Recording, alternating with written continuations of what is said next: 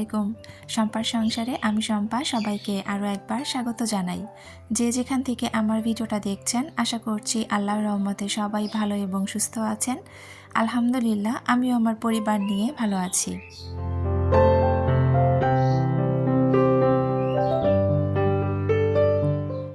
ভিডিওটা শুরু করেছি সকাল থেকে। সকালবেলা নাস্তা বানাতে চলে এসেছি রান্নাঘরে। গতকালকে যে আমি গরুর মাংসটা রান্না করেছিলাম সেই গরুর মাংস বেশ কিছুটা রয়ে গিয়েছে। বেশ কিছুটা মানে অল্প পরিমাণে রয়ে গিয়েছে আর কি। তো ভাবলাম যে সকালবেলা একটু চালের গুঁড়া রুটি বানিয়ে নেই, কারণ দেখা যায় যে চালের গুঁড়া রুটিটা খুব বেশি খাওয়াই হয় না। তো মাংস দিয়ে খেতে কিন্তু বেশ ভালো লাগে। তো এই জন্য কিন্তু আমি চালের গুঁড়া রুটি বানাবো। আর আমি কাইটা করে নিচ্ছি। তো আমি এখানে গরম পানি বসিয়ে দিয়েছিলাম, তার মধ্যে পরিমাণ মতো লবণ দিয়ে দিয়েছিলাম। অনেক আপুর কাছে একটা কথা শুনি, তাদের নাকি চালের গুঁড়া রুটি হতেই চায় না, মানে কাইটা খুব ভালোভাবে নাকি অনেকেই করতে পারে না। তো আলহামদুলিল্লাহ আমার কিন্তু চালের গুঁড়ার কাইটা কিন্তু বেশ ভালোই হয়, আর এই রুটিটা আমি আলহামদুলিল্লাহ বেশ ভালোই বানাতে পারি। তো এখানে চালের গুঁড়ার পরিমাণে আমি পানিটা দিয়ে দিয়েছিলাম, মানে আন্দাজ করে পানি দিয়ে তারপরে পানিটা বেশ ভালোভাবে বলক উঠিয়ে নিয়ে তার মধ্যে চালের গুঁড়া দিয়ে দিয়েছি। আর আমার চালের গুঁড়া কিন্তু ফ্রিজে থাকে, আমি ফ্রিজেই সবসময় চালের গুঁড়াটা রেখে দেই। তো ফ্রিজ থেকে বের করে কিন্তু আমি সরাসরি দিয়ে দিয়েছিলাম, যার কারণে পানি কিন্তু বেশ অনেকটা যখন জাল হয়েছে, মানে বেশ ভালোভাবে বলক উঠেছে, তারপরে কিন্তু আমি চালের গুঁড়াটা দিয়েছি। তারপর আস্তে আস্তে করে একটু করে নাড়াচাড়া করে দিয়েছি। আর ওই পর্যায়ে কিন্তু চুলার আঁচটা আমি একদমই লো হিটে রেখেছিলাম, যাতে করে পুড়ে না যায় আর আস্তে আস্তে চালের গুঁড়াটা সিদ্ধ হয়ে যায়। তো আমি খুব ভালোভাবে এখানে কাইটা করে নিয়ে এখন হাত দিয়ে মথে নিব, কারণ চালের গুঁড়ার আটা দেখা যাবে যে যত ভালো মথা হবে তত কিন্তু রুটি সুন্দর হবে, মানে চারপাশটা কিন্তু রুটি ফেটে যাবে না। চালের গুঁড়ার আটার রুটি বানাতে গেলে এই কাইটা যদি ভালোভাবে মথা না হয় তাহলে দেখবেন যে চতুর্দিকে রুটিটা ফেটে যায়, দেখতেও ভালো লাগে না। তো যার কারণে আমি কিন্তু খুব সুন্দরভাবে একটু মথে নিয়ে তারপরে একটুখানি আটা নিয়েছি একটা রুটির পরিমাণ করে। আমরা রেগুলার ইউজের যে আটাটা দিয়ে রুটি খাই সেটা কিন্তু আমরা একসাথে আটা তৈরি করে নেওয়ার পর, মানে ডোটা তৈরি করে নেওয়ার পরে কিন্তু ভাগ ভাগ করে রুটির মতো করে কিন্তু বানিয়ে রাখতে পারি, ওটাতে কোনো সমস্যা হয় না। তবে চালের গুঁড়ার ক্ষেত্রে দেখা যায় যে ওইভাবে যদি ভাগ ভাগ করে রাখা যায় দেখবেন যে চালের মানে আটাটা না অনেক তাড়াতাড়ি শক্ত হয়ে যায়, দেখবেন রুটি বানাতে পরে অনেকটা কষ্ট হয়। এই জন্য আমি কিন্তু একবারে এটা ভাগ করে রাখি না, ওখান থেকে একটু একটু করে নিয়ে নিয়ে তারপরে বানাই। আর পাতিলটা কিন্তু আমি ঢাকনা দিয়ে ঢেকে রাখি, এতে করে চালের মানে আটাটা নরম থাকে আর রুটি বানাতে অনেক বেশি সুবিধা হয়। তো যাই হোক, ওইদিকে আমি রুটি বানাচ্ছিলাম আর এই পাশে আমি মাংসটা গরম করে নিচ্ছি। তারপরে আমি এই পাশে আগে একটা প্যান বসিয়ে রেখেছি, আর এখন আমি এক এক করে রুটিগুলো সুন্দর করে ভেজে নিব।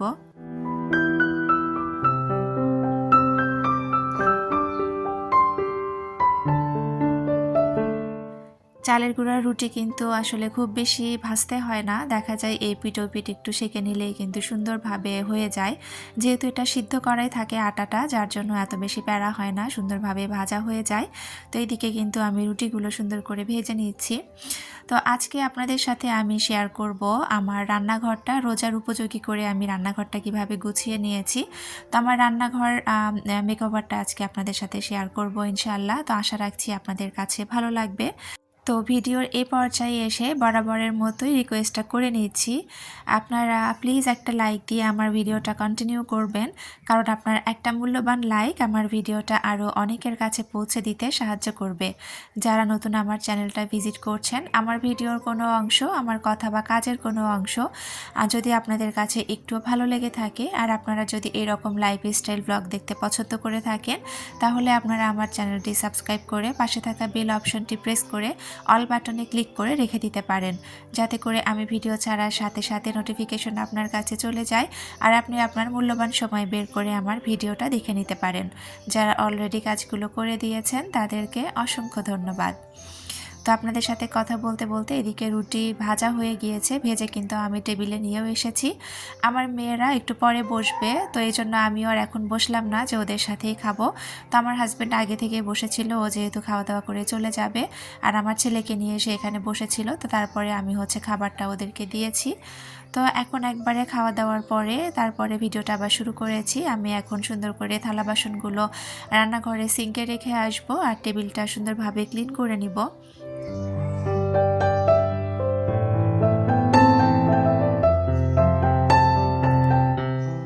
তো আমি কাজ করতে করতে আপনাদের সাথে আজকে কয়েকটা মিষ্টি মিষ্টি আপুর কমেন্ট পড়ে নিব। তো প্রথমেই যে আপুর কমেন্ট পড়ছি, আপুর নাম সুমাইয়াস লাইফস্টাইল ব্লগ থেকে আপু সুমাইয়া আপু আমাকে কমেন্ট করেছে। আমার খুব প্রিয় একটা আপু। আসসালামু আলাইকুম আপু, হাতে মেখে গরুর মাংস রান্না করলে অনেক মজা হয়। আমার হাজবেন্ড এভাবে রান্না করলে অনেক পছন্দ করে। গরুর ভুঁড়ি আমি কখনো খাই না আপু, তবে আমার হাজবেন্ডের অনেক পছন্দ। আপু বেসিন এরিয়া খুব সুন্দর করে সাজিয়েছো, সত্যি অনেক ভালো লাগছে। আপু তোমাকে অসংখ্য অসংখ্য ধন্যবাদ আর অনেক অনেক ভালোবাসা। তুমি আমাকে সবসময় এত সুন্দর সুন্দর কমেন্টগুলো করো, যে তোমার কমেন্টগুলো পড়তেও আমার অনেক বেশি ভালো লাগে, আর তোমার ভিডিওগুলো দেখতেও আমি অনেক বেশি পছন্দ করি। তো যাই হোক, এখন আমি এদিকে কিন্তু থালা বাসন ধোয়া শুরু করেছি। থালা বাসন সব কিছু সিঙ্কে এনে রেখে দিয়েছিলাম, তো এখন আমি মেজে নিব আর কি। তো থালা বাসন ধুতে ধুতে আরেকটা মিষ্টি আপুর কমেন্ট পড়ে নেই। আপুর নাম শারমিন শিমু। আপু কমেন্ট করেছেন, মাংসের বটের বাজার খুব সুন্দর করে বট ক্লিন করে সিদ্ধ করলে, হাতে মাখিয়ে গরুর মাংস রান্না করলে বেসিন ক্লিন, আশেপাশে ক্লিন। এত বড় করে এত সুন্দর করে কমেন্ট করি, আমার নাম কেউ নেয় না, আমার দুঃখ নেই, তারপরেও বেশিরভাগ সময় দেখা যায় আমি বড় কমেন্ট করি, আমার ভালো লাগে। বেসিন এরিয়াটা খুব সুন্দর, লতা টপ তাওয়েল মিরর দিয়ে সাজালে অনেক ভালো লাগতেছে আপু। আল্লাহ হাফিজ। ওয়ালাইকুম আসসালাম আপু। আপু তোমাকে অসংখ্য অসংখ্য ধন্যবাদ।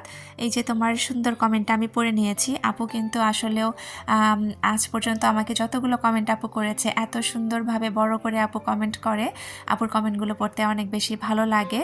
তো এই জন্য ভাবলাম যে আপুর কমেন্টটা আজকে আপনাদের সাথে একটু শেয়ার করি আমি। তারপরের কমেন্টটা পড়ব এই কমেন্টটা আসলে না পড়লে আমার চাকরি থাকবে না।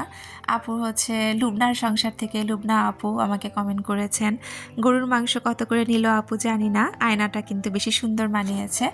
আপু আসলে তোমাকে আমি কমেন্টের রিপ্লাইও দিয়েছি যে মাংসের দামটা আসলে আমি জানি না। সত্যি কথা বলতে আমি তোমার কমেন্টটা পাওয়ার পরেই চিন্তা করেছিলাম যে তোমার ভাইয়ার কাছ থেকে শুনে নিব যে কত করে, কিন্তু আমি সেটা ভুলে গিয়েছি। আসলে আমার হাজব্যান্ড যখন বাজার করে আমি না কোনো কিছুর দাম ওইভাবে শুনি না, বা আমার মনেও থাকে না যে কোনটা কত করে নিয়ে এসেছে। সে যখন যদি ইচ্ছা হয় যে গল্পের ফাঁকে ফাঁকে সে হয়তো আমাকে দুই একটা দাম বলে, তখন হয়তো আমি জানতে পারি। তাছাড়া কিন্তু এভাবে আমি কখনো কোনো কিছুর দাম তাকে জিজ্ঞেস করি না। তবে আমি আজকে সত্যি জানতে চেয়েছিলাম, আমি ভুলে গিয়েছি, এই জন্য আন্তরিকভাবে দুঃখিত আপু। তবে তোমার কমেন্ট পড়তে তো আমার সবসময় ভালো লাগে, সেটা তুমি জানো, আর তোমার ভিডিও দেখতেও আমি খুবই বেশি পছন্দ করি।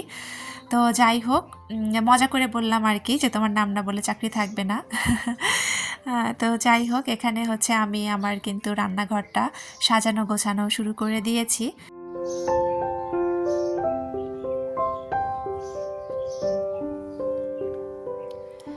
কয়েকদিন আগে যে আমি আপনাদেরকে আমার রোজার কিছু শপিং শেয়ার করেছিলাম, তার মধ্যে কিন্তু এই ঝুড়িটা আপনাদেরকে আমি দেখিয়েছিলাম। তো এই ঝুড়িটা আসলে এইভাবে চিন্তা করেও আমি নিয়ে আসিনি। তো আজকে হুট করে মনে হলো যে এটা দিয়ে আমি একটু রান্নাঘরের এই কর্নারটা একটু চেঞ্জ করব। রান্নাঘরে দেখা যায় কি যে যখন আমরা একদম হাতের কাছে সব কিছু রেখে দিব, সেটা কিন্তু আমাদের জন্য অনেক বেশি উপকার হয়। বিশেষ করে রোজার সময় যদি আমরা নিজেদের সুবিধা মতো সব কিছু গুছিয়ে রাখি, রোজার সময় দেখা যায় কি ইফতারের আগ দিয়ে ইফতার রেডি করার একটা প্রচণ্ড রকমের প্যারা থাকে। তো আমরা যদি একটু রোজার উপযোগী করে জিনিসগুলো হাতের কাছে সাজিয়ে রাখি, এটা কিন্তু আমাদের অনেক বেশি উপকার হয়। এটা কিন্তু অনেকটা এক ঢিলে দুই পাখি মারার মতো হয়ে যায়, মানে রোজার উপযোগী করে নিজের সুবিধা মতো জিনিসগুলো গোছানো যায়, আবার কিন্তু রান্নাঘরে একটু পরিবর্তনও আসে। আর দেখবেন কি যে অনেক সময় এই ছোট ছোট পরিবর্তনগুলো কিন্তু মনের অনেকটা বড় শান্তি এনে দেয়। তো এই যে আমার যে ছোট্ট টপটা দেখতে পাচ্ছেন, এটা কিন্তু আমার বেসিনে ছিল। তো বেসিনের ওখান থেকে আমি এখানে নিয়ে এসেছি, আর এখানকার টপটা কিন্তু আমি বেসিনে দিয়েছি। এই যে ছোট্ট একটা চেঞ্জ করে দিয়েছি, এটাতে কিন্তু আমার কাছে অনেক বেশি ভালো লেগেছে। আমি কিন্তু মাঝে মাঝে আমার বাসার সব জিনিসপত্র মানে ছোটোখাটো এই যে আর্টিফিশিয়াল গাছগুলো আছে এগুলো কিন্তু এইভাবে একটু চেঞ্জ করে দিই, এটা আমার কাছে অনেক বেশি ভালো লাগে।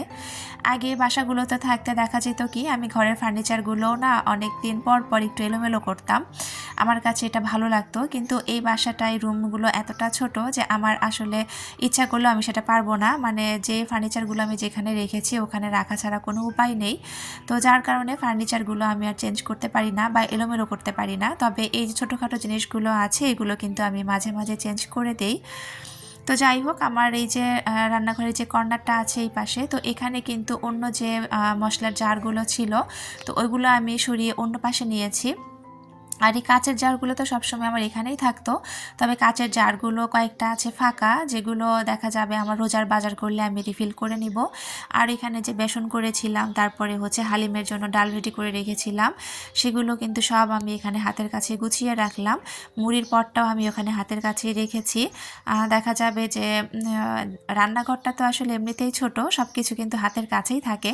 তারপরে যেহেতু এই জায়গাটাতেই আমি রান্না বান্না করি, আমার মশলার জার সব কিছু এখানেই থাকে, যার কারণে আমি ভাবলাম যে এই জিনিসগুলো যদি আমি এখানে রাখি অনেক বেশি সুবিধা হবে। তো ওই পাশের যে ছোট্ট নীল একটা র্যাক আছে আমার মশলার, সেখানে কিছু জার ছিল, ওইগুলো কিন্তু আমি এই পাশে নিয়ে এসেছি, কারণ ওই নীল র্যাকটা দিয়েও আমি একটু অন্য কিছু করব, তো সেটাও এখন আপনাদের সাথে শেয়ার করছি। তো আপনারা দেখতে থাকুন, আর আপনাদের সাথে আমি আরও কয়েকটা মিষ্টি আপুর কমেন্ট শেয়ার করে নিচ্ছি। আরেকটা আপু আমাকে কমেন্ট করেছেন পাপড়ি কিচেন অ্যান্ড ব্লগ থেকে। আপুর কমেন্টের কথা কিন্তু এর আগে একটা ভিডিওতেও আমি বলেছি, আজকে আবার বলছি। তো আপু লিখেছেন, দিদিভাই ভিডিওটি খুব খুব ভালো লাগলো। আপু কিন্তু প্রত্যেকটা ভিডিওতেই আমাকে কমেন্ট করে এবং আমার ভিডিওগুলো দেখে। আপু তোমাকে অসংখ্য অসংখ্য ধন্যবাদ। তারপরের কমেন্টটা পড়ব হচ্ছে মায়া আক্তার আইডি থেকে। আপু লিখেছেন, সাজানো গোছানো পরিবেশ খুব সুন্দর হয়েছে আপু। আপু তোমাকে অসংখ্য অসংখ্য ধন্যবাদ সুন্দর একটি কমেন্ট করার জন্য। ফ্যামিলি কুকিং অ্যান্ড ব্লগ থেকে আপু লিখেছেন, বরাবরের মতো এই ভিডিওটাও সুন্দর হয়েছে। আপু তোমাকে অসংখ্য অসংখ্য ধন্যবাদ, তুমিও আমাকে অনেক সুন্দর সুন্দর কমেন্ট করো এবং আমার ভিডিওগুলো দেখো, আমার অনেক বেশি ভালো লাগে। তো যাই হোক, আপনাদের সাথে কথা বলতে বলতে ওই দিক থেকে কিন্তু আমি র্যাকটা ক্লিন করে এই পাশে নিয়ে এসেছি।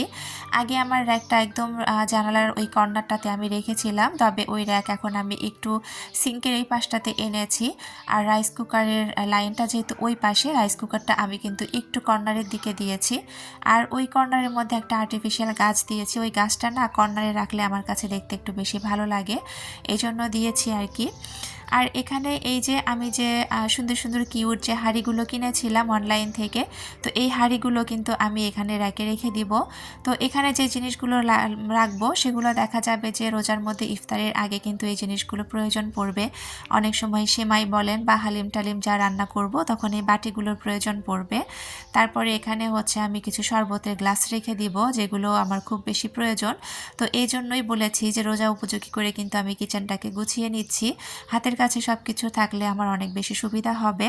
তো যাই হোক, এটা গোছাতে গোছাতে আপনাদের সাথে আরও একটা আপুর কমেন্ট পড়ে নেই।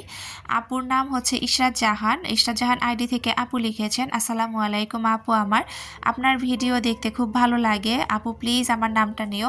এই যে আপু, আজকে তোমার নামটা আমি নিয়ে নিয়েছি, আর আমার ভিডিও দেখতে তোমার কাছে ভালো লাগে, কথাটা শুনে আমার অনেক বেশি ভালো লেগেছে। তো তোমার নাম নিয়েছি, নিশ্চয়ই তোমার কাছে ভালো লেগেছে, তো প্লিজ এভাবেই ভালোবেসে একটু পাশে থেকো। তো অনেক অনেক ধন্যবাদ তোমাকে কমেন্ট করার জন্য। পরবর্তী কমেন্টটা পড়ব হচ্ছে বেঙ্গলি ব্লগার বর্ষা চ্যানেল থেকে। আপু লিখেছেন, আমি ভুঁড়ি প্রসেস করতে পারতাম না, এই তো মাস কয়েক আগে এক অনুষ্ঠানে সবাই হাতে হাতে কাজ করে শিখে নিয়েছি, আজকে আবার তোমার কাছ থেকে শিখলাম। আপু অসংখ্য অসংখ্য ধন্যবাদ তোমাকে। আপু কিন্তু আমার সবগুলো ভিডিও দেখে, প্লাস আপু অনেক সুন্দর সুন্দর কমেন্ট করে, আর আপুর ভিডিওগুলো আমি দেখি, আপুর ভিডিওগুলো কিন্তু অনেক বেশি ভালো লাগে। আপনারা চাইলে কিন্তু আপুর চ্যানেলটা ভিজিট করতে পারেন, আপুর চ্যানেলের নাম কিন্তু এটাই, বেঙ্গলি ব্লগার বর্ষা। আপনারা চাইলে ভিজিট করে দেখে আসতে পারেন, আপুর ভিডিওগুলো আমার কাছে বেশ ভালো লাগে, তো আশা করছি আপনাদের কাছেও ভালো লাগবে। তো তো এইদিকে কিন্তু আমি র্যাকটা সুন্দর করে গুছিয়ে নিয়ে তার মাঝখানে আরেকটা আর্টিফিশিয়াল গাছ দিয়ে দিয়েছি। আর এই যে র্যাকের উপরের যে অংশটা আছে দেয়ালের, এখানে কিন্তু আমি ওই যে হুকগুলো এখানে লাগিয়ে রেখেছি আগেই। তো এই হুকগুলোর সাথে আমি আমার চায়ের কাপগুলো রেখে দেব। তো দেখা যায় কি একটা র্যাকের উপরে সব কিছু রাখা অনেক বেশি চাপ হয়ে যায়। তো ভাবলাম যে যেহেতু এখানে আমি টিপটটা রেখেছি এই র্যাকের উপরে, তো এর উপর দিয়ে কিন্তু কাপগুলো রাখলে দেখতে বেশ ভালোই লাগবে। তো সেই চিন্তা থেকেই কিন্তু কাপগুলো আমি এখানে রেখেছি। তো এই এরিয়াটুকু কেমন লাগছে অবশ্যই একটা কমেন্ট করে আপনারা আমাকে জানাবেন।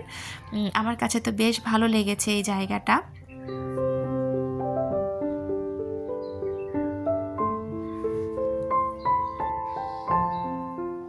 তো আরেকটা আপুর কমেন্ট আমি পড়ে নিব। মোমেনার দিনকাল থেকে মোমেনা আপু আমাকে লিখেছেন, মাশাল্লাহ অনেক সুন্দর করে পরিষ্কার করে নিলে ভুঁড়ি আমার অনেক পছন্দের, একদিন সম্পূর্ণভাবে দেখাবে কিভাবে পরিষ্কার করেছো, সত্যি তোমাকে দেখে অনেক কিছু শেখা যায় আপু। আপু অসংখ্য অসংখ্য ধন্যবাদ আপনাকে। আর সত্যি কথা বলতে আপু আমি নিজেও কিন্তু আপনার ভিডিও থেকে অনেক কিছু শিখি। আপনি এত সুন্দর করে কথা বলেন, আপনার কথাগুলো শুনতেও আমার কাছে অনেক বেশি ভালো লাগে। আপনার কাছ থেকে অনেক কিছু শেখার আছে। আর আপনি ভুঁড়ি পরিষ্কার দেখতে চেয়েছেন, আমি অবশ্যই আরেকদিন চেষ্টা করব কিভাবে আমি ভুঁড়ি পরিষ্কার করেছি সেটা আপনাকে দেখানোর। এদিকে আমার কিন্তু রান্নাঘরটা গোছানো হয়ে গিয়েছে, আর আমার জানালাটা যে ফাঁকা ছিল রান্নাঘরের, তো ওই জানালায় কিন্তু আমি আরেকটা লতা এখানে ঝুলিয়ে দিয়েছি। তো আমার রান্নাঘরের ফাইনাল লুকটা আপনাদের কাছে কেমন লেগেছে ছোট্ট একটা কমেন্ট করে কিন্তু অবশ্যই জানাবেন, কারণ আপনাদের কমেন্টগুলো পড়তে আমার এত বেশি ভালো লাগে, আমার মনটা অনেক বেশি ভালো হয়ে যায়। তো এই তো ফাইনাল লুকটা দেখতে দেখতেই কিন্তু আমি আপনাদের কাছ থেকে বিদায় নেব। ভিডিও শেষ পর্যায়ে চলে এসেছি। আপনাদের সবার সুস্থতা কামনা করে আর আমার পরবর্তী ভিডিও দেখার আমন্ত্রণ জানিয়ে এখান থেকেই বিদায় নিচ্ছি। আল্লাহ হাফেজ, আসসালামু আলাইকুম।